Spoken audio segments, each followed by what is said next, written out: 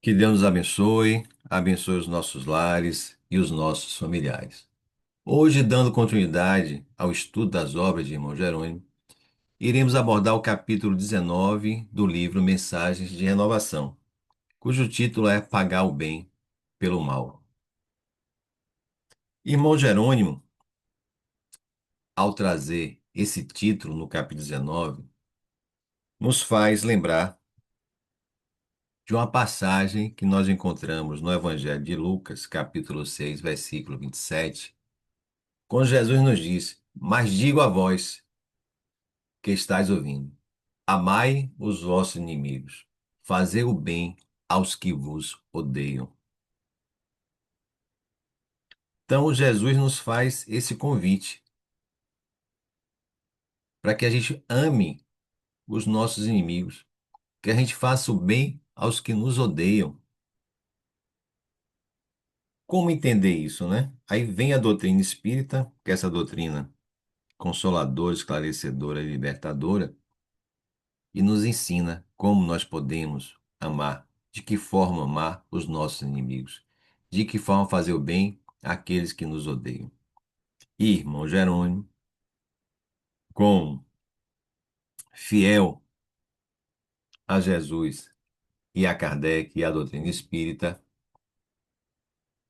nos convida nesse capítulo, cujo título é, lembrando, Pagar o bem pelo mal, nos convida a refletir sobre esse convite do Cristo, nos dizendo inicialmente: o pensamento benéfico nos envolve em agradáveis eflúvios de forças positivas que transmitem bem-estar.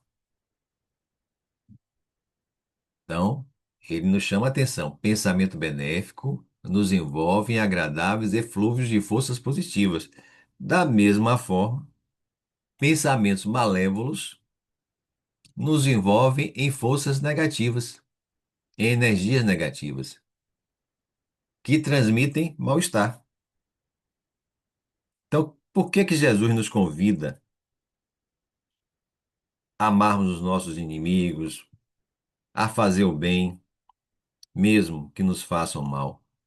Porque esse fazer o bem, esse pensar benéfico, como diz o irmão Jerônimo, esse sentimento voltado para o bem, esse pensamento voltado para o bem, as nossas ações voltadas para o bem, nos envolve de energias positivas,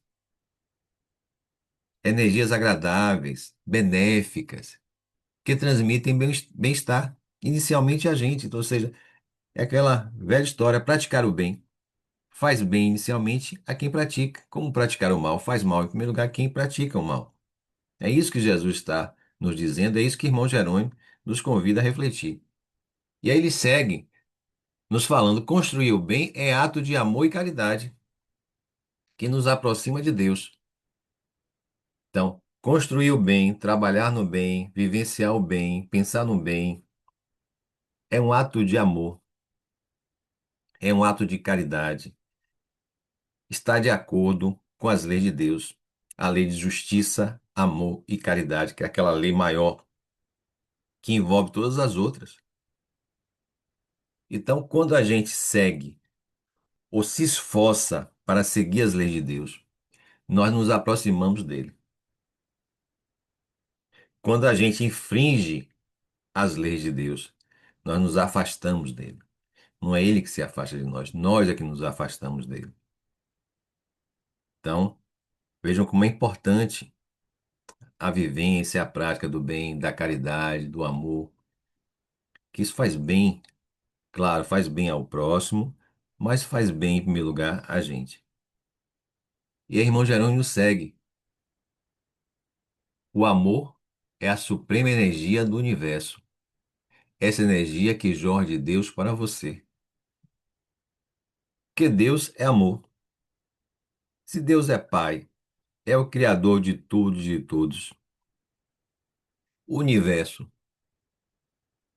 só pode estar banhado de amor, dessa energia de amor.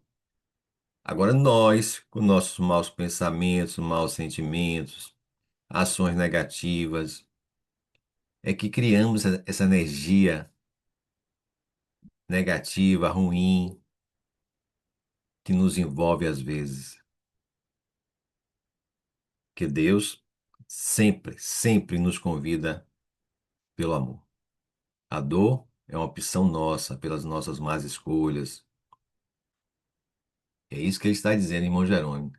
Porque essa energia de amor jorra de quem? De Deus, do Criador, do próprio Pai, que criou o universo, que criou a cada um de nós, que deixou essa essência divina dentro de cada um de nós, para que a gente pudesse potencializar, para que a gente pudesse fortificar e compartilhar. Ame e perdoe. Ame e perdoe. Pratique sempre o bem, mesmo em relação àquele que lhe haja feito o mal. Por isso que Jesus, na sua fala, vai dizer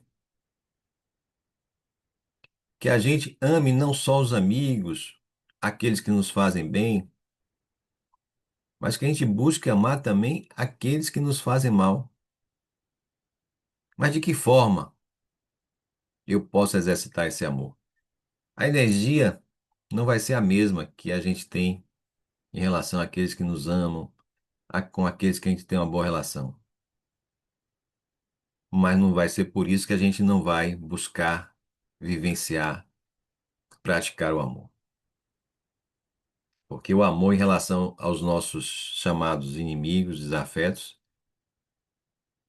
é o auge desse sentimento. Então, ame e perdoe sempre, porque isso vai ajudar você no seu processo evolutivo, vai te fazer bem, em primeiro lugar.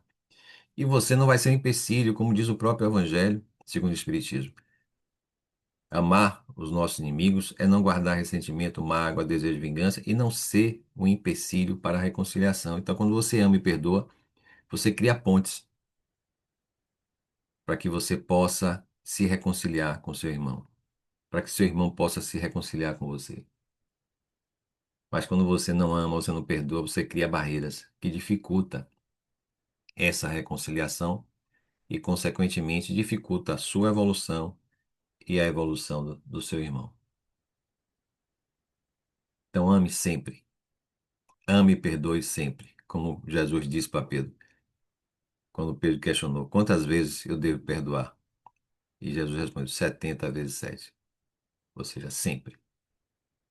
Então, se você gostou desse vídeo, compartilhe, dê seu like, faça seu comentário. Que a paz, o amor e a alegria nos envolva hoje e sempre.